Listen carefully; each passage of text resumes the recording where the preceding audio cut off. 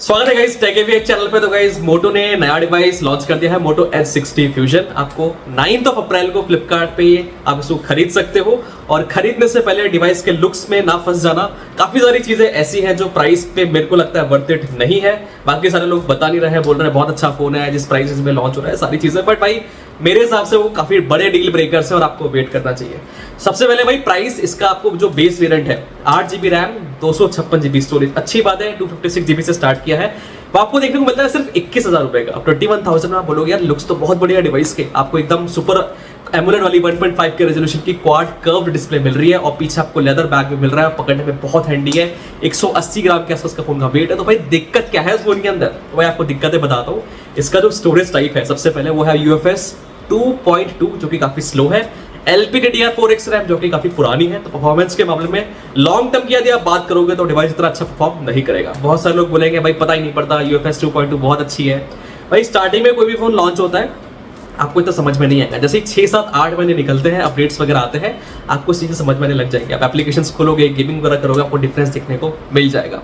भाई दूसरी चीज इसका प्रोसेसर, अब इसमें लगा है डायमेंसिटी का 7400 वाला प्रोसेसर। अब लोग बोलेंगे भाई नया प्रोसेसर है, बिल्कुल नया प्रोसेसर है, पर यदि आप बेंचमार्क देखोगे तो इसका एंटूटू बेंचमार्क सिर्फ 7 लाख के आसपास ही टच करता है। तो भाई गेमिंग हो गई या एक्सट्रीम आपको टास्क परफॉर्म करने हैं तो उन लोगों के लिए ये डिवाइस बिल्कुल भी नहीं है। तो एक तो इसकी रद्दड़ UFS स्टोरेज 2.2 और उतना ही एवरेज इनका जो प्रोसेसर है जो आपको एंटूटू बेंचमार्क 7 लाख के आसपास निकाल के दे रहा है। लंबे टाइम में 7-8 महीने के बाद ही आपको समझ में आना स्टार्ट हो जाएगा कि जो एप्लीकेशन वगैरह है उसमें आपको मजा नहीं आ रहा है, कहीं ना कहीं आपको हो सकता है फ्रीज वगैरह देखने को मिले या फिर उतना फास्ट आपको देखने को ना मिले।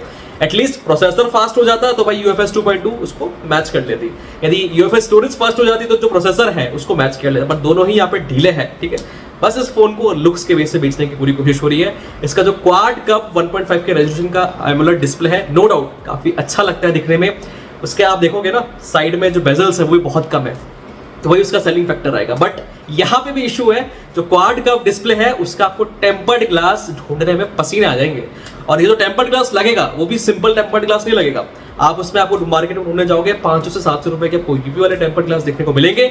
और बहुत लोग बोलेंगे भाई ये तो मिलिट्री ग्रेड सर्टिफाइड फोन है, उसमें जो डिस्प्ले है, बट भाई वो सब मार्केटिंग है।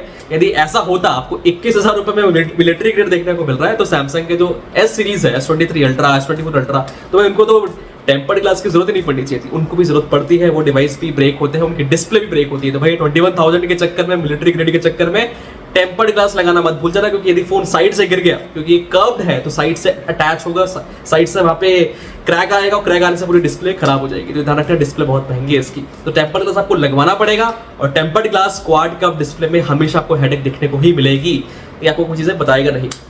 तो डिस्प्ले नो डाउट दिखने में अच्छी लगेगी, बट आपको भाई लॉन्ग टर्म के लिए देखा जाए तो भाई वो हेडेक ही है। टेम्पर्ड ग्लास हेडेक हो गया, स्टोरेज हो गई, प्लस हमारा जो प्रोसेसर हो गया। इसके बाद कैमरा की बात करोगे तो कैमरा पे थोड़ा बहुत इन्होंने इंप्रूवमेंट किया है।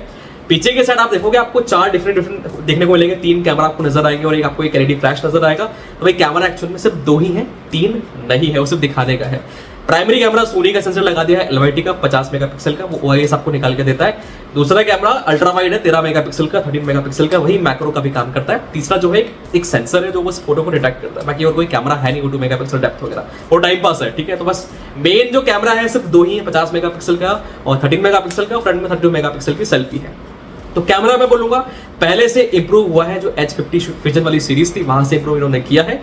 बट यदि बाकी चीजों की बात करूंगा तो मेरे को इतना कुछ खास देखने को मिला नहीं। अब नो डाउट इस फोन में आपको IP68, 69 का सर्टिफिकेशन देखने को मिलता है, तो आप यदि फोन पानी में डुबो दे तो आपका फोन बच जाएगा। बट भाई पानी में फोन डुबाता कौन है, बहुत ही कम लोग होते हैं। IP68 भी काफी होता है, क्योंकि सैमसंग के अधिकतर फोन में IP60 देखने को मिल रहा है। ठीक है, तो ओवरऑल एक फोन में आपको चाहिए होता है अच्छा परफॉर्मेंस, तो भाई वहां पे डायमेंसिटी 7400 उसको डिलीवर नहीं कर पाएगा। अच्छी स्टोरेज टाइप वो भी डिलीवर नहीं हो पाएगा।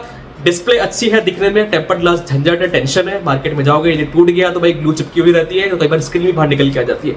ये छोटी छोटी चीज आपको कोई बताएगा नहीं, तो भाई आप ध्यान रखना। नो डाउट बैटरी उन्होंने 5500 mAh की दी है और फास्ट चार्जर 68 वाट का दिया है, वो भी Type-C to Type-C, जो कि काफी बढ़िया चीज है। बट इस बार मोटोरोला ने कवर भी हटा दिया है, आपको बॉक्स में कवर देखने को नहीं मिलता, तो पहले दिन से ही आपको मार्केट में भागना पड़ेगा कवर खरीदने के लिए भी और टेम्पर्ड ग्लास लगवाने के लिए भी, तो ये ध्यान रखना।